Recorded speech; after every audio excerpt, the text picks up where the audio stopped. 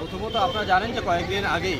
বাংলাদেশে সেখানে আমাদের কবিগুরু রবীন্দ্রনাথ ঠাকুরের যে কাছারি বাড়ি, সেই বাড়ির উপরে মৌলবাদী ইসলামিক সেখানে কট্টরপন্থীরা আক্রমণ চালায়, ভাঙচুর করে। এবং সেই সাথে সাথে আপনারা কয়েকদিন আগে এটাও দেখেছেন যে প্রথমে মালদা থেকে শুরু করে মুর্শিদাবাদ থেকে শুরু করে মহেশতলা কয়েকদিন আগে সেখানে আমাদের যারা আমরা সনাতনী হিন্দু, আমাদের পূজ্য স্থল তথা আমাদের তুলসী দেবী তথা তুলসী পাঠকে সেখানে অপমান করা হয়েছে, ভাঙচুর করা হয়েছে। তাই আমরা মনে করি যে আমাদের সেই ধর্মে আঘাত এসেছে এবং আমাদের সংস্কৃতি কবিগুরু রবীন্দ্রনাথ ঠাকুরের যে সংস্কৃতি, সেই সংস্কৃতির উপরে আঘাত এসেছে।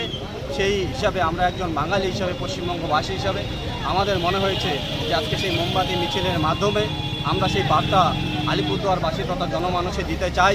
যে কাজগুলি হচ্ছে এবং বকলমে যেভাবে এখানে পশ্চিমবঙ্গের প্রশাসন যেটাকে সমর্থন যোগাচ্ছে সেটা অন্যায় হচ্ছে এবং এর মাধ্যমে আমরা আমাদের প্রতিবাদী কণ্ঠস্বরকে আমরা মানুষের সামনে তুলে ধরেছি এবং আগামী দিনে রাজনৈতিকভাবেও আমরা এই প্রতিবাদী কণ্ঠস্বর তুলে ধরব এবং সেখানে আগামী 16 তারিখে আমাদের প্রতিটি মণ্ডল থেকে শুরু করে গ্রাম স্তর অবধি আমাদের প্রতিবাদ কর্মসূচি চলবে, মিছিল চলবে, মিটিং চলবে, পথসভা চলবে। আমাদের লক্ষ্য এবং উদ্দেশ্য একটাই, পশ্চিমবঙ্গকে আমরা পশ্চিম বাংলাদেশ হতে আমরা দিব না।